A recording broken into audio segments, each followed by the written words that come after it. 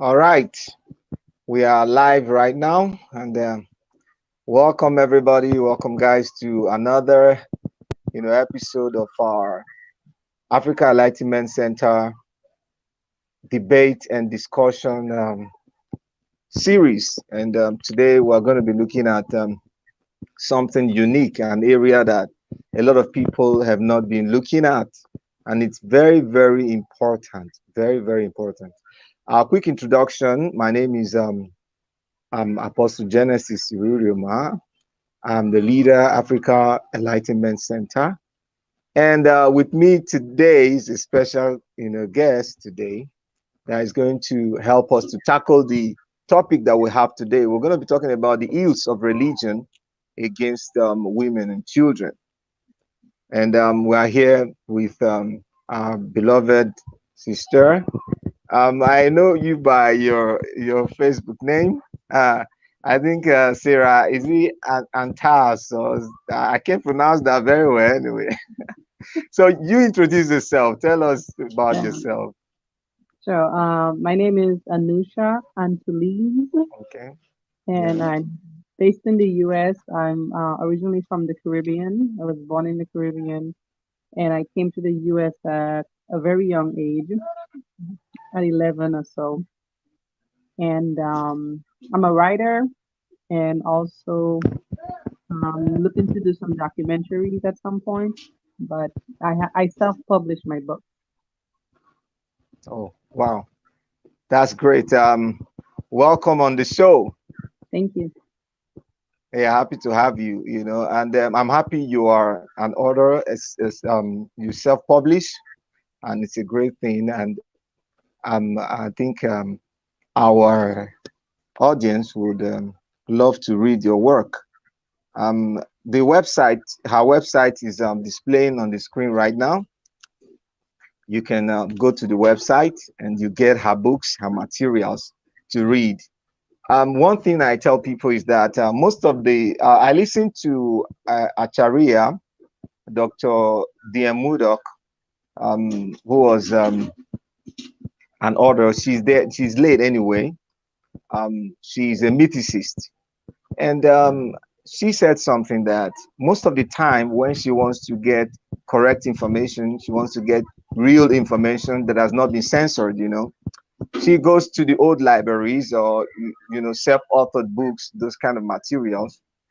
She goes there to find information because she knows that that's where you get the right information that has not been censored, that has not been tainted by the opinion of the public and all that. So you can get her materials at our website. You see the website is scrolling on your screen. All right, let's dive into what we have for today, which is the ills of religion against women and children. But before that, I would like you to give us a little background, about yourself, your upbringing, and your contact with religion, as in how religion influenced your life. Sure. I was raised Catholic. In the Caribbean, Catholic is very saturated into the Mm, culture, even yeah, today. Very, very saturated. You also have some 7 days Adventists, a few of yeah, them, but mostly dominantly it's the Catholic religion that dominates the entire Caribbean. yeah, And I was raised into the religion. I followed it, for a long time, up to the point when I was in my 20s, I got, I think it's called confirmation. yeah. So, yeah, so I was in it for a long time. I will say though that I wasn't a diehard. I wasn't diehard, but Okay. it's in the culture. So Yeah, it's part of you, whether you like it or not. And yeah, that's how I worked it for many, many years. And I want to say probably like 5 years ago when I published my first book, I believe I got to a point where I was tired of something that looked very packaged, like yeah, something it was looking the Bible was sounding too good to be true. And I got mm, to the point where I said, there has to be more to this. Like, I can't just continue to read the same stories over and over again, memorize the same things over and over again. Like, something in my mind or my intellect was saying, there has to be more to this. So yeah, I went on YouTube and I just started putting in like different keywords, trying to figure out who else has a different perspective to this. mm, And yeah, I started coming across a lot of Black historians, like yeah, Dr. Ray Hagan's, John G. Jackson. They've all written about Christianity and they have presented the research. And I was like, yeah, oh, I was blown away. I was like, oh, this is a different angle. This is the research angle of this. So I, of course, delved deeper and deeper into their work. And then I'm at that point now where I'm like, oh, this was a very packaged, very fake, yeah, unauthentic book all along. And because I did not know the history of it, I could not have approached it differently. But had I known the history, like John G. Jackson taught, then my approach would have been different. mm. Wow, interesting. And something is happening, a lot of people right now. If you go on TikTok and most of these social media platforms, you see Hmm. a lot of young people, asking Hmm. questions, questioning a lot of Hmm. things like what's going on and all that. Right. And I discovered something that the people that are most affected, by Hmm. religion are children and women and children. Right. Um, I don't know whether you can throw some light on that. How this religion, whether Islam or Christianity, I believe they are, like two sides or different sides of the same coin.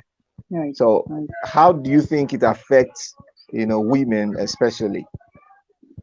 Women and children, it affects them psychologically. Um, it instills in them that they don't have to take care of problems and they can give problems away to a figure or figures. And what I'm seeing is that these problems ending up in different generations because you did not solve complex, tangible problems. They linger, right? Yeah, They don't true. get solutions. And when problems don't get solutions, they stay around in the family environment. It somehow starts to affect the psyche because there are expectations. People are expecting good things when they take on their profits. They're expecting, everything to be pristine, everything to kind of change for the better, but it does not change for the better. Yeah, Religion does not give us that. As even yeah, as women, we certainly don't have any freedom in religion because the doctrines are written by men. That's the first problem. yeah. You're right. True. Most of these doctrines are males saying that they had certain encounters, and but the research does not show that these encounters actually happen. Like the research shows something completely different. But to your question, I think it just affects people psychologically, and Yeah, it causes psychological stress based on the expectations that they're hoping to get as a result of believing something, but then life is not offering that to them. mm, mm. All right. There's something that I recently I was watching a debate, and somebody said that one of the debaters said that the freedom that America enjoys to an extent today came because of Christianity, the Christian religion, Christian values, and all that. Right. But I'm beginning to look into it, like, is it really true that because of Christian values that the secular humanism that is kind of, you know, the mainstay in the American society right now, that it came through Christian values? What can you say about that? Because right now women have rights to vote. Some years ago, even Mhm. women did not have right to vote. Right.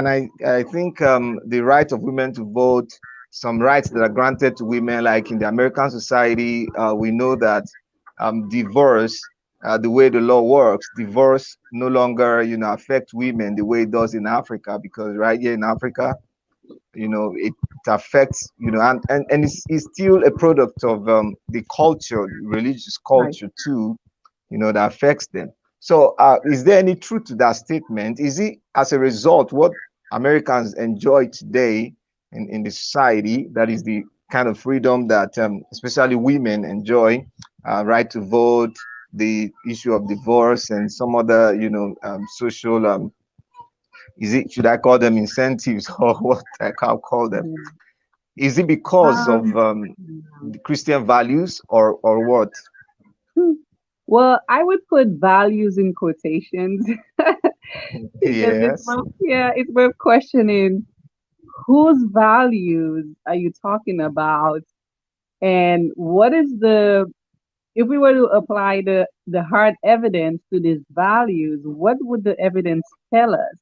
Because Yeah. again, what they say, and I'm talking about religious people, they tend to say things from the top of their heads, Mm. and it does not have a lot of foundational research to what they say. Yeah. So, yeah, based on being in this in Western civilizations, I will say that we have some, and I'm going to put some in quotations again, some Okay. freedoms in terms of being able to vote and get a divorce. But I believe I don't think it's an incentive. I think it comes with some very troubling associations. So Yeah. the reason why we were not able to vote was because of patriarchy. It Yeah. was the white male patriarchy, and white females fought them to get the right to vote and the right to have a credit card. Um, I don't know if it had anything to do with Christian values, or that it was intertwined. You know, patriarchy and religion are like relatives. They're like cousins. They Yeah. don't they don't operate separately. They operate connectively. So these values are worth questioning, because when you look at Christianity's history, its values are violence, patriarchy, slavery. Uh, it's not really the kind of values the level-headed person would want to follow or should follow. Yes. Hmm. Okay, so you know about this lady, Ayan. Is it Ayan Harsiali? Oh, I love her. I read her books all the time. Okay. All right.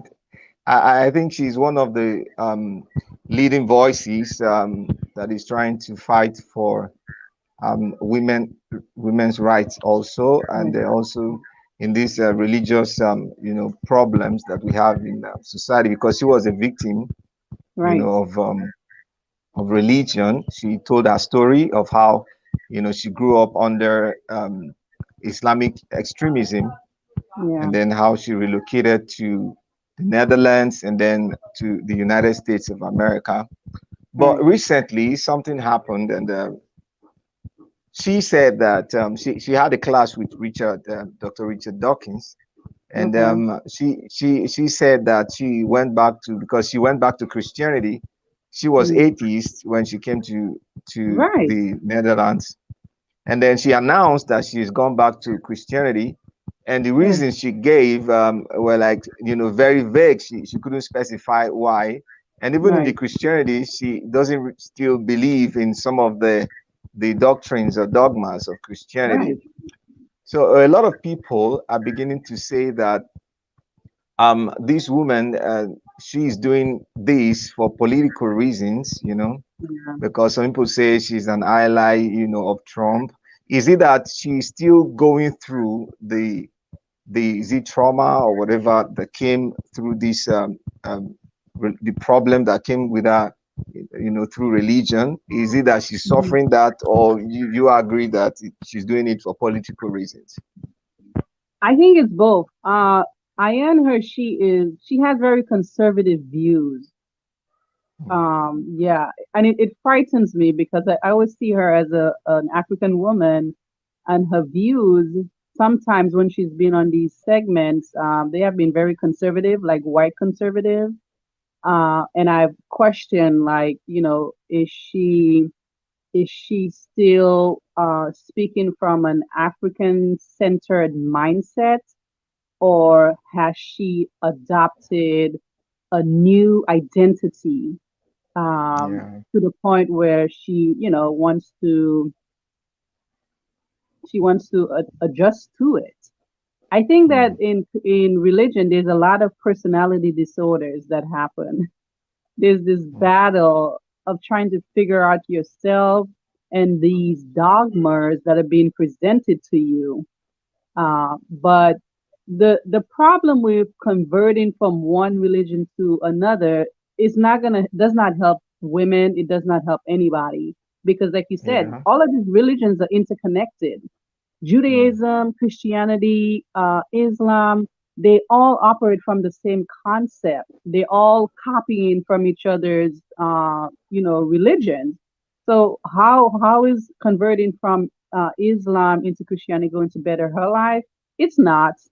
Uh, Probably she needs something to placate her trauma, yeah, because I know her story very well. What they did to her and her family in Kenya was very brutal. She like ended up in the hospital. She's a yeah, victim of female circumcision. So she has a lot going on. So it could just be that converting to Christianity is her way of um, saying goodbye to something that brutalized her, and I'm talking about Islam. But yeah. is it what she needs to be doing? Is it what she needs to be doing? No. We have psychology for that. Psychology takes care of traumatic experiences. It helps you to break through. Religion does not Yeah, help with psychological just problems. hold it right there. You're going to finish this, because that's exactly where I wanted this to lead.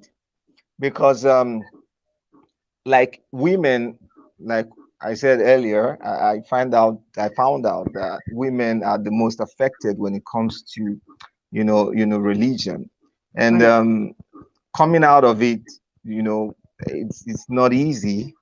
right, So I don't know, through your journey through religion, and coming out of it, your deconstruction process, right, what would you advise, for women who are, still deep in it, who are trying to come out? Because I know there are a lot of people, and that's one of the reasons why we're doing this thing. There are a lot of right, people that are in this in religion. They're right. struggling. Mm-hmm. I can tell you stories of people that I know. I know they're Mm-hmm. struggling, Right, sometimes to even go to church. They complain, when they're around mm-hmm. people like us who listen, they complain. But the next week you see them back in church, and all that. So Yeah. they're going through it. They don't know what to do, how to come out of it. There's a whole lot, going through their minds and all that. So how can a woman, come out of this thing? Right. It's not easy. When I found out the historical evidence about the Bible, I Yeah. was I was in like a short depression for like 2 weeks because Oh, I kept saying to myself, "Well, you're a writer. You're supposed to know, mm, figurative language. yeah. You should have been knowing this." And not knowing definitely Mm, made me feel low for some time. yeah. But I had to forgive myself because I said to myself, I didn't know that history. I did not know that African history because it was never taught to me. in the Caribbean or even in this country where I am now, had I been taught that history, my approach would have been very, very different towards this Bible. Yeah.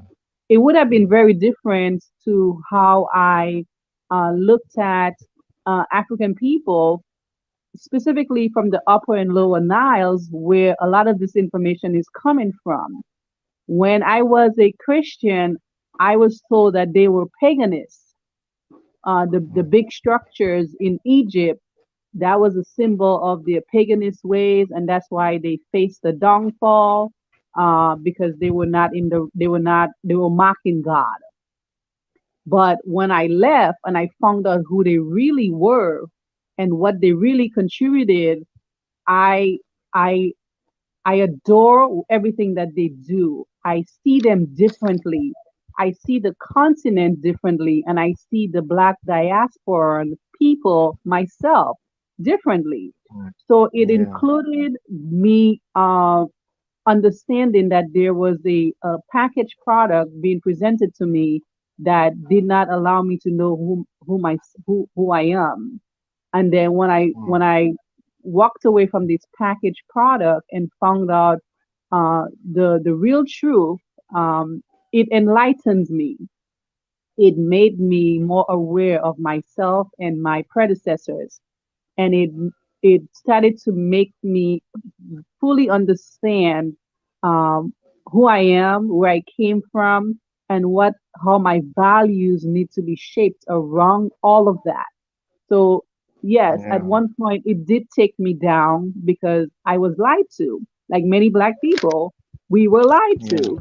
But once you start to look into the research, you find yourself giving a whole lot of respect and love to the Black intellect and the Black activists who are trying to convey the message of the falsehood of what the Bible teaches and what these religions teach uh, to Yeah. not just the men, but the women and the children.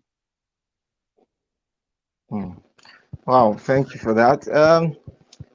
Moving forward, looking at the African continent and the um, African community, both in the diaspora, both at home and the diaspora, it looks as if they're going through the same, challenges, not just with religion, but also with the establishment. We talk about the leadership structures we have in our countries, Right. in our nations.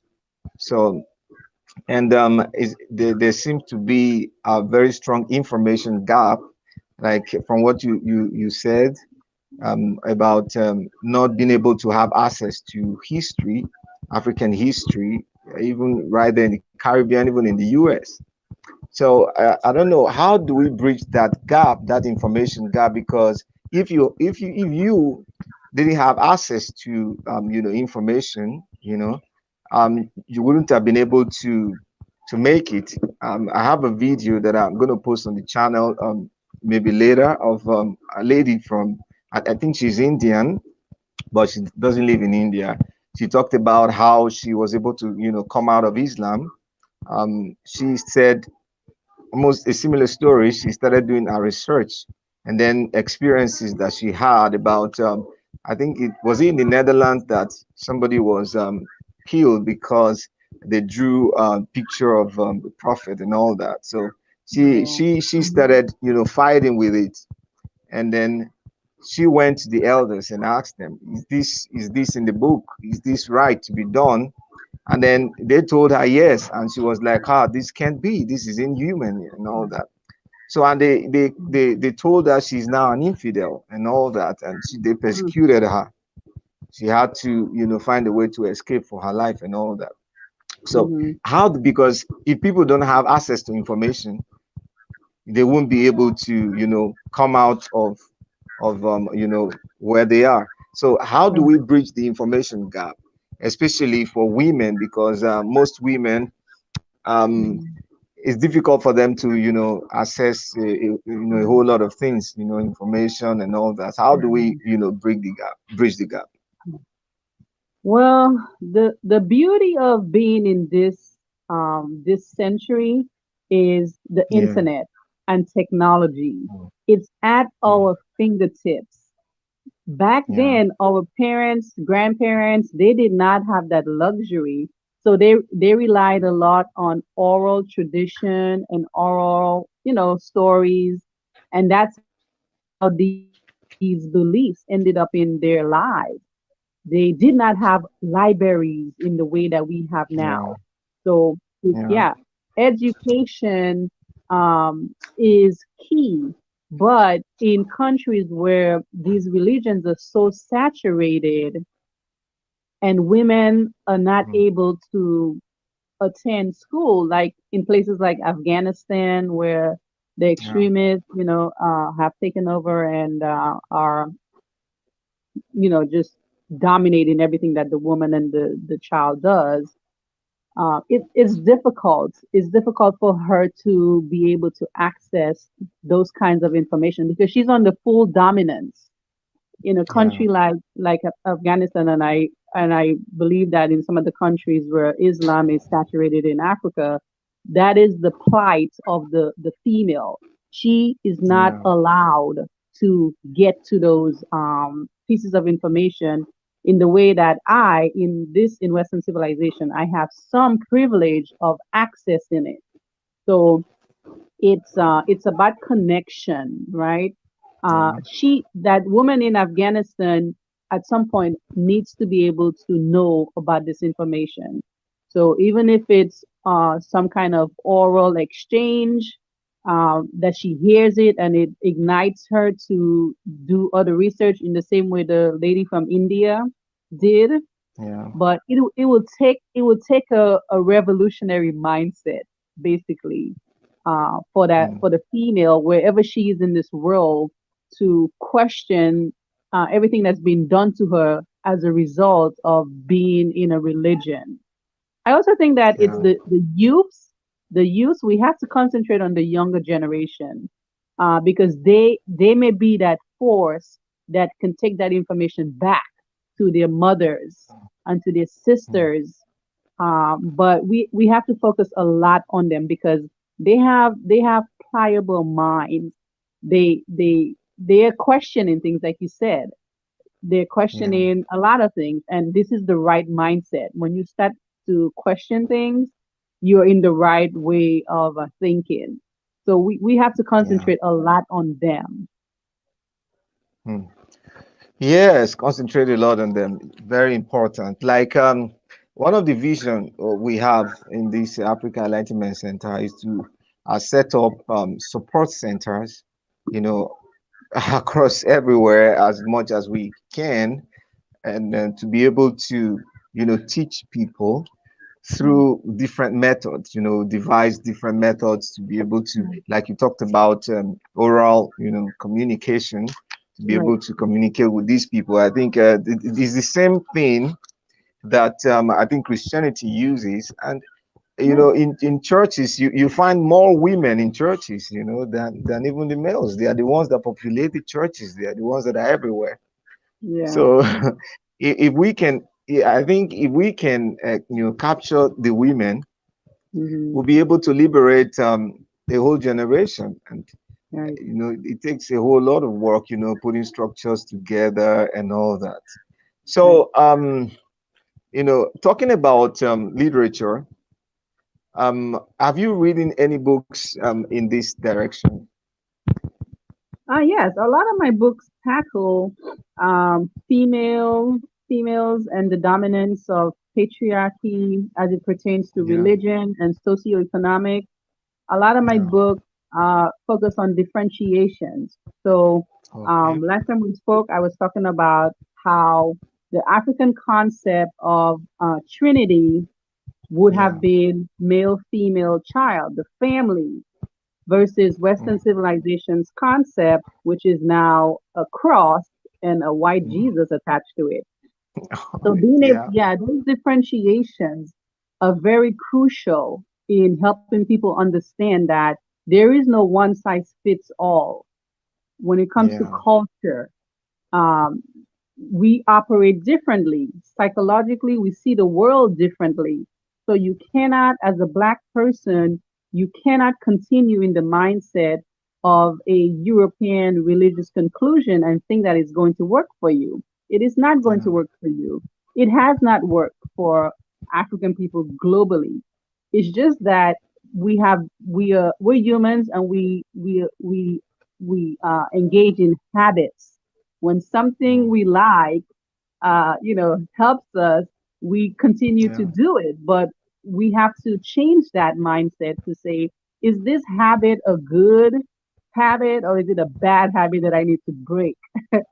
Yeah. So Yeah. yeah, being able to be in the mindset of differentiating between information and understanding dynamics between cultures are very Yeah. important ways to learn what has been presented to you and what is it that you need to be researching and learning about.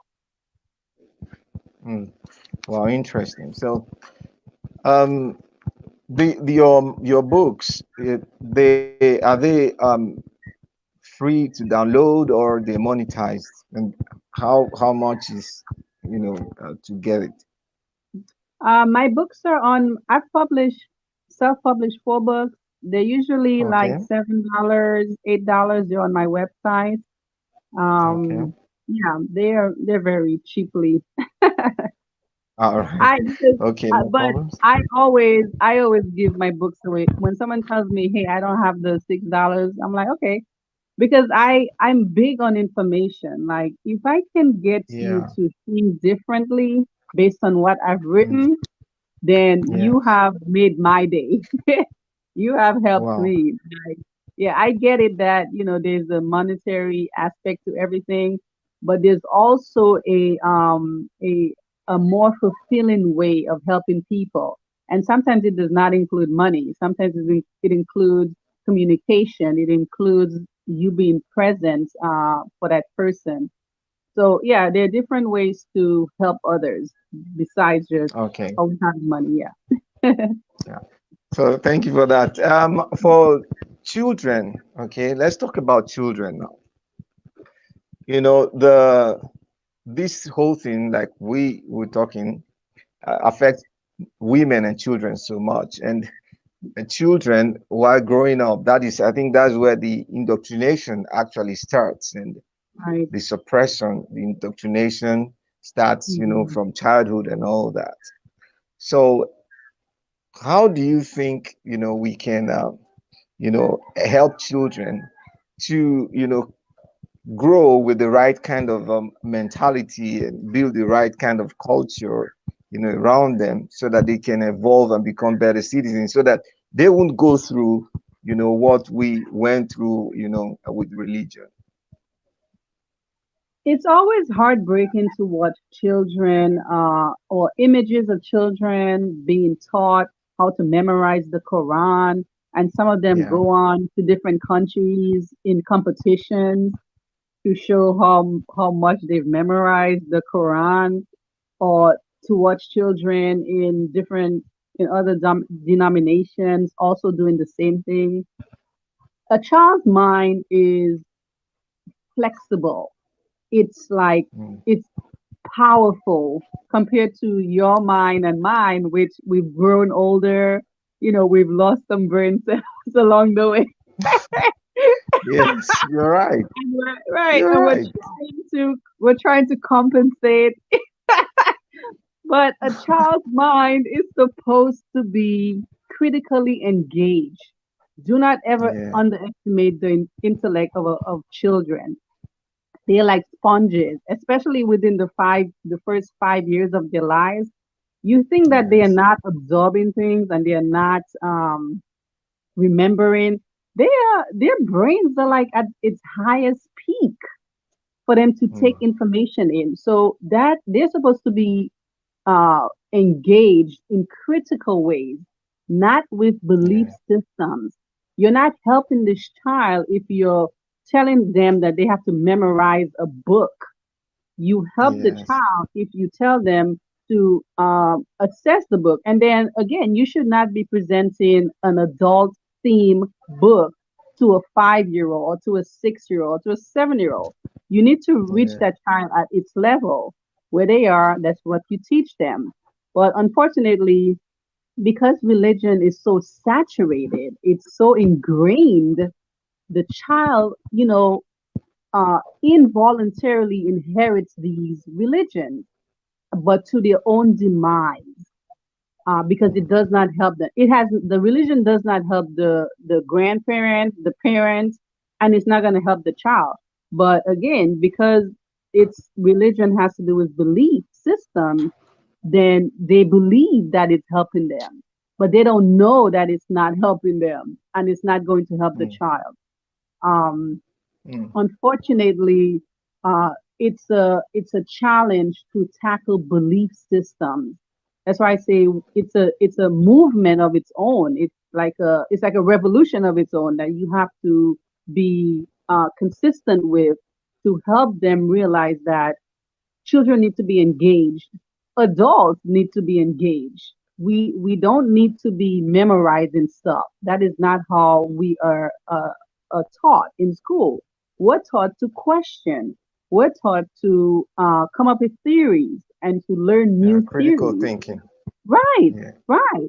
So if you take that away, if you take critical thinking away, as religions do, then you are left with a robot. You're left with someone who is just an object. They are trained to think one way and they don't know how to think other ways. So to help them, it will require consistent lecturing. It will require consistent Yeah. engagement to remind them that their journey is not about believing things, but rather about assessing. A constant assessment of yourself is necessary. It doesn't matter which stage of life you're in. You have to assess your Yes. life. You have to assess yourself so that you can become better for your next phase of development. Mm, wow. Wow. So I think in helping these children, we need instructional materials, that can be able to do that. I think technology has provided at least some materials, but in the rural areas, in places like my country and countries that Mhm. the almost the whole of the population, Right, don't have access to, good instructional, materials and all that. right. Bridging that gap, I don't know, what can we do? Which the only hope is that the only hope is the matriculation process, which is Okay. school. Yeah, they have to be advocates of this as well. They cannot be the ones who are teaching belief systems. Teachers have to Mm, teach critical thoughts, critical learning skills. So even if it means um, implementing new institutions to yeah. help these kids, even if it means having some kind of outreach to the villages or to the families, maybe some kind of one-on-one if that's what they need. But it's going to be a long process. It's going to be that process. That process is needed, I should say, because you're talking about uh, something that's been around for many generations. So it's in the Yes. psyche, right? It's in the psyche, but new information has come about, and now the psyche has to adapt to this new information. So yeah, it's going to take a movement of its own. It's going to take an entirely new set of literature and pamphlets and brochures to get that message, to get that new message across. All right. Thank you. So let me ask this, in US, because we get a lot of news, on CNN, on Fox, and all that about, the fight between the atheist and naturalist community. and the church of the Christians, because the atheist community appears to be growing. And because recently I saw a video, and an analysis was, like research was conducted, Mm-hmm. that in the last 30 years or so, more Mm-hmm. Americans have left Christianity, than in all other years, combined together. So it's like the population of Christians is dropping drastically. Looking at the last elections, you Yes. know, um, they would have used the population or the numbers to Yeah. push Donald Trump into office, but somehow it didn't work. So the battle, we see on the news that the battle is a very tough one. Like Mm-hmm. they said, they're trying to return, prayers to the schools and stuff like that. So Right. I don't know what is the state of things, over there in that regard. Um, yeah. I feel like a lot of people are converting. Um, because a lot of my Instagram and TikTok, they have a lot of videos of people converting, but there is a high number of people who are turning away from the church. So it's like simultaneous. Two two opposing factors are happening where some people are still converting because they don't have that information that you and me have. And I Yeah. feel like conversion is easier than research. you're, Sadly, you're right. Yeah, true. it's Mm. easy to convert, but it's not so easy to do that research. And then, yeah, the atheists and the agnostics, there's still a growing number of those people. So it shows that there's chaos that in religion on a whole. There's Yes. chaos, there's just confusion. There's not a lot of and this is happening because they are not working from the evidence. They're working from True. old ideas and archaic Mm. information. So that's what Yeah. happens. When you're working with True. with information that is bad, you're messing up yourself. You're confusing yourself. You're confusing everyone around you. But yeah, in this country, there's a high number of converts. Like I told you before, I live in a black community. I saw a black woman with a jacket and Jesus' name was on the back. Oh, oh my word. It's it's bad. I mean, Yeah. it's like black people have taken it to a whole new level New of level. Yes. just yeah, and black women specifically, they are just so passionate about this Jesus figure, and it upsets me to my core because I'm just Yeah. like, this is why Black history needs to be taught Mm. in a Yeah. different way. Because Black Mm. history in Western civilization is taught from the Atlantic slave trade. From that Yes. moment to now, that's the history Black people are learning. But what was happening before those ships came on that West African coast? What was there? That is the information that needs to come to those people's minds, like the woman who's walking around with Yeah. the Jesus jacket. She of course Yes. does not know what was happening before those slave ships arrived, and she is not aware of um, the causes and the effects. How did you as a black woman end up with a Palestinian Jewish person called Jesus, but you Mm. don't know your black ancestry and you don't know what Ancestry. is it that they did? Mm. This is why, as I say, there's a lot of emphasis has to happen on differentiations. And in Yeah. Western civilization, we don't have that. Western civilization, they tend to focus a lot on personal stories. They tend to Mm. give the one size fits all. But in terms of critical analysis that we've spoken about, that is lacking. It's lacking in our dialogues. Yes. Wow. So looking at because America is like the template for other civilizations in the modern era, especially Yeah. um third world countries and all that. 'Cause most of what Yeah. we do here, is borrowed from the West. Looking at the issue of people, I discovered something that is like they've taken it Christianity as their culture now, because Christianity was used to replace, the culture that was there. It was like culture was taken out and Christianity planted into its place. So they feel like, this is our culture now. This is who we are. And then Mm-hmm. when you tell them that that is not who you are, it's like you taking away the identity from them. And concerning that prayers in schools, do they still do that, or they finally taking it out of American schools? In some states where Christianity is very, very much in the culture or the state, I think, yeah, in the private school sector, I could see the prayer, like the religious. There's a lot of religious schools. The Catholics, they're everywhere.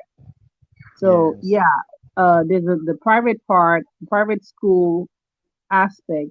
Yeah, prayer is still happening, of course, and yeah, black children do go to those schools. Um, Yes.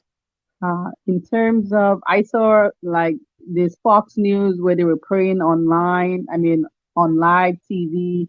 So it's still present in a very significant way. To your comment about America being the template for other civilization, other countries, it should not. Like Yeah. we do not hold the golden torch, but we think we do. We should not tell anybody else how to exist or coexist because I mean America's history is similar to Europe's history. It's just blood, genocide. We're supporting a genocide in Israel now. So Mm. don't let True. America's template be your template. Like Because develop your own because template. yeah, because that's why I'm talking about it. Because the way it looks like what is happening, what America is doing. Everybody should do that. Right. Like the way the educational system, technology, science, or whatever they're doing. Like it was American evangelicals that influenced the kind of Christianity that is happening in Nigeria today Hmm. from the 70s, when preachers here got in contact with them, they started Hmm. giving them grants, money, and all that. They said they were coming to help Africa. And then they came here, started building churches for themselves, using the money to build their own schools, build things for themselves, and all that. So it was that influence, that came here. The prosperity gospel, Mm. came through, Yeah. the U.S. and all that, and some of the things that are happening in Christianity today. So, like looking at it from what you're saying, um, we need to go back to the African, template before the colonialism or before slavery and colonialism, so that we Yeah. can dust it up and see how it works. Because uh, Chinese society, I think Chinese society, they did not adopt the Western, style or the Western way of doing things. They had their Mm. own template. They had to work on it, to make it work for their society. So from what you are saying now, I'm deducing it's important that we go back to the African way, and maybe we could touch it, tweak it a little, to make it work better in this in our current climate when it comes Right. to Right. the time that we are in. All right, that was wonderful. Thank you very Mhm. much Mhm. for being with us today. Thank It's you. been Yeah. very expository. Yeah. Thank you. Well, the only reason Africa is not prospering in the way that it should is because Africa is borrowing other people's templates. like Europe and America. Yeah. So as long as Africa remains in that mindset that we have to have other people's socioeconomic models and the religious models, Africa is going to be trapped in an era that it will not get itself out of. Europe and America and Canada are not nations that anybody in their right mind should be following their templates. Their values Yes. are just not where it should be. And as again, when we talk about differentiations, African people really have to learn to know differences between these cultural intermixing. When the missionaries Yeah. come into Africa or when they historically came, they were coming with a Bible that was talking about black people as though we are curses to the earth. These Yeah. True. missionaries have interpreted this Bible very differently from other black denominations. So Yes. now black people are reading from the same Bible that the white person is reading from, and the white people are justifying like slavery and a curse that's been placed on black people. Uh, as long as African people continue to celebrate the Bible, well, white people are going to continue to justify their violence towards black people. True. Yes. Hmm. Wow. So I think our time is up, and Thank you. want to thank you very much. And to our audience, I know you enjoyed the session. Like I said before, you can go to our website to get our books. You know, very very important. The website is displaying on the screen for you to go and visit it. You can go and visit it now, and then you can support our channel to bring you more content, like, because it's time we start these conversations. It's time we start letting people know the truth, because most of what is in the mainstream media is censored, so censored that it's difficult for you to say things as they are. Like in America, they talk about political correctness and all that.